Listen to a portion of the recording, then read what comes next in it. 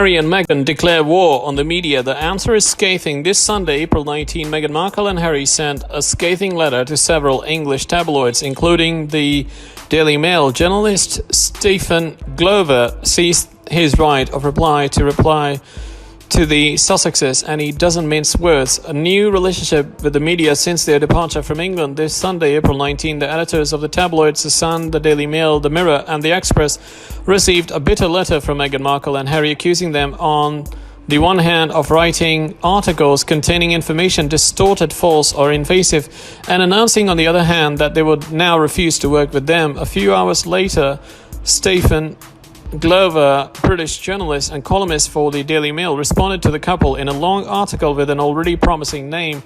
Prince Harry is naive, pompous, and drives out evil demons. Yesterday morning, we woke up to disturbing news about the worst crisis this country has experienced since the end of World War II. The shortage of protective equipment for our brave medical staff is worsening. The test fiasco continues, and the government is unlikely to meet its target of 100,000 tests per day by the end of the month. Death and suffering are everywhere. The economy is collapsing. Jobs and livelihood are at risk. Many are afraid, and some people have to face their fears alone, separated from those they love. It is first written before coming to the hot topic of this correspondence sent by Meghan Markle and Harry.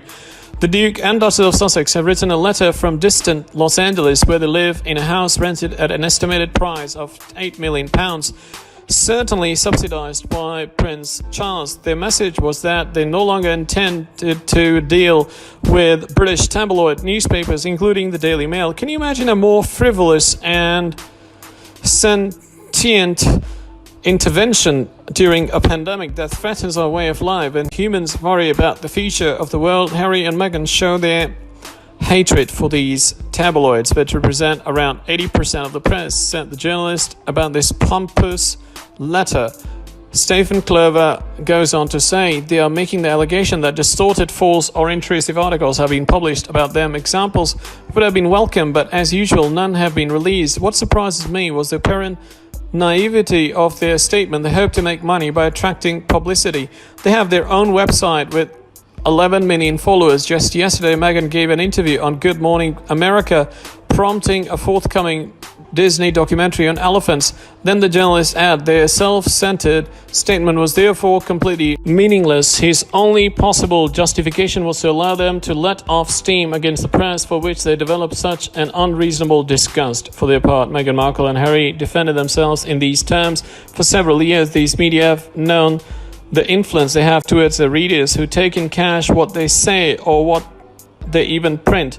They know that the articles are distorted, false, or just intrusive. We hope that this new approach will be heard and respected. Meghan Markle spoiled Elizabeth II's birthday. Queen's entourage stunned. This Tuesday, April 21, Elizabeth II is celebrating her 94th birthday, a day that will not be as festive as the previous ones because of the coronavirus pandemic, of course, but also because Meghan and Harry are doing as they please. It's a very dark year for the Queen of England, who celebrates her 94th birthday on Tuesday, April 21.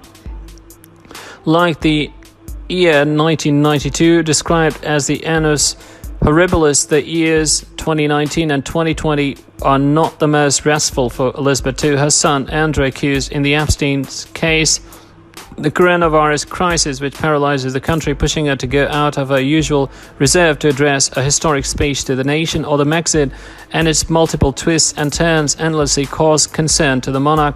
The latter perhaps thought of taking advantage of a little respite to celebrate her birthday alongside her husband, both confined to Windsor Castle. It will not be.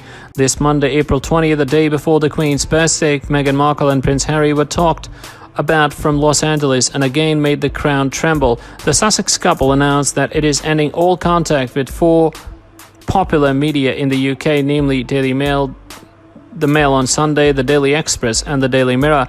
Even installed for miles, Meghan Markle and Prince Harry continue their war against the British press, which they accuse of ill treatment. We were stunned. They didn't take any of our advice, said the Queen's relatives, somewhat irritated. A fierceness which amazes the English and which was very badly perceived by the entourage of the Queen. Her relatives didn't take it off a very unappreciable timing while the Queen celebrated her 94th birthday, but also because the nation was going through an unprecedented crisis linked to the epidemic of coronavirus, from which she would not emerge unscathed. Last weekend, the remarks of Prince Harry, who had minimized the situation in the United Kingdom, had already quite annoyed the Crown by blowing out his candles for his birthday. This Tuesday, April 21, the Queen could make a wish that the Sussex couple finally finds peace.